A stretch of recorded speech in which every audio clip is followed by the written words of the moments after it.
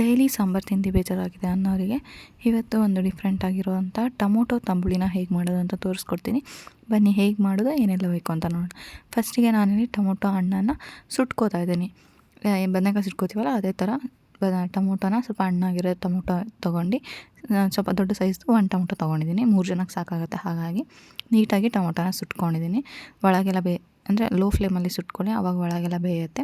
ಈಗ ಸುಟ್ಕೊಂಡಿದ್ದಾದಮೇಲೆ ನಾನು ಸಿಪ್ಪೆನ ತೆಕ್ಕೊಂಡು 2 ಪೀಸ್ ಮಾಡ್ಕೊತೀನಿ, ಒಳಗೇನಾದ್ರು ಹುಳ ಇದೆಯಾ ಅಂತ. ಈಗ 2 ಪೀಸ್ ಮಾಡ್ಕೊಂಡಿದ್ದಾದಮೇಲೆ ಮಿಕ್ಸಿ ಜಾರಿಗೆ ನಾನಿಲ್ಲಿ ಒಂದು ಪುಟ್ಟು ಬಟ್ಲು ಕಾಯಿ ತುರಿ, ಖಾರಕ್ಕೆ ಒಣಮೆಣ್ಸು ನಾನು ಒಂದು 3 ರಿಂದ 4 ಒಣಮೆಣ್ಸು ತೊಗೊಂಡಿದ್ದೀನಿ. ಹಾಗೆ ಏನು ಸುಟ್ಕೊಂಡಿರ್ತೀವಿ ಟೊಮೊಟೊ ಅದನ್ನು ಹಾಕ್ಕೊಂಡಿದ್ದೀನಿ. ಹಾಗೆ ರುಚಿಗೆ ಉಪ್ಪು, ಹಾಗೆ ಒಂದು ಅರ್ಧ ಟೇಬಲ್ ಸ್ಪೂನ್ ಜೀರಿಗೆನ ಹಾಕ್ಕೊಂಡು ನೀಟಾಗಿ ಫೈನ್ ಪೇಸ್ಟನ್ನು ಮಾಡ್ಕೊತಾ ಇದ್ದೀನಿ. ಸ್ವಲ್ಪ ನೀರನ್ನು ಹಾಕ್ಕೊಳ್ಳಿ, ಜಾಸ್ತಿ ಹಾಕ್ಕೊಬಿಡಿ, ಟೇಸ್ಟ್ ಹಾಳಾಗ್ಬಿಡುತ್ತೆ. ಹಾಗಾಗಿ ಈಗ ನಾವೇನು ರುಬ್ಬಿದ್ದೀವಲ್ವ ಆ ರುಬ್ಬಿದ ಮಿಕ್ಸ್ಚರ್ನ ಒಂದು ಬೋಸಿಗೆ ಟ್ರಾನ್ಸ್ಫರ್ನ ಮಾಡ್ಕೊತಾ ಇದ್ದೀನಿ. ಈಗ ಏನು ಗಟ್ಟಿನ ಹಾಕ್ಕೊಂಡಿದ್ದಾದಮೇಲೆ ಮಜ್ಜಿಗೆನ ಹಾಕ್ಕೊಳ್ಳಿ.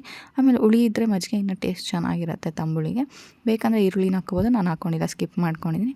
ನಿಮಗೆ ಸಾಂಬಾರಿಗಿಂತ ಒಂದು ಸ್ವಲ್ಪ ದಪ್ಪ ಇರಬೇಕು, ತುಂಬ ತೆಳ್ಳಗಿದ್ರೆ ಚೆನ್ನಾಗಿರಲ್ಲ. ಹಾಗಾಗಿ ಇದಕ್ಕೆ ಮಜ್ಜಿಗೆನ ಆ್ಯಡ್ ಮಾಡ್ಕೊಂಡಿದ್ದಾದಮೇಲೆ ಒಂದು ಒಗ್ಗರಣೆ ನಾರ್ಮಲ್ ಸಾಸಿವೆ, ಜೀರಿಗೆ, ಒಣಮೆಣ್ಸಿನ್ಕಾಯಿ, ಕರ್ಬೇವಿನ ಸೊಪ್ಪಿನ ಹಾಕಿ ಒಗ್ಗರಣೆ ಕೊಟ್ಟರೆ ಈಸಿಯಾಗಿ ಫಾಸ್ಟಾಗಿ ಒಂದು ಟೊಮೊಟೊ ತಂಬುಳಿ ರೆಡಿ ಆಗುತ್ತೆ. ಈ ಒಂದು ರೆಸಿಪಿ ನಿಮ್ಗೆ ಇಷ್ಟ ಆಗಿದ್ರೆ ಲೈಕ್ ಮಾಡಿ, ಶೇರ್ ಮಾಡಿ, ಕಮೆಂಟ್ ಮಾಡಿ. ಹಾಗೆ ಇನ್ನೂ ಯಾರು ನನ್ನ ಚಾನಲ್ನ ಸಬ್ಸ್ಕ್ರೈಬ್ ಆಗಿಲ್ಲ ದಯವಿಟ್ಟು ಸಬ್ಸ್ಕ್ರೈಬ್ ಆಗಿ ನಿಮ್ಮ ಫ್ಯಾಮಿಲಿ ಫ್ರೆಂಡ್ಸ್ಗೆ ಶೇರ್ ಮಾಡಿ. ಇದೇ ಥರ ಒಳ್ಳೆ ವೀಡಿಯೋಸ್ ಬರ್ತಾ ಇರುತ್ತೆ, ನೋಡ್ತಾ ಇರಿ, ಸಪೋರ್ಟ್ ಮಾಡ್ತಾ ಇರಿ. Thank you.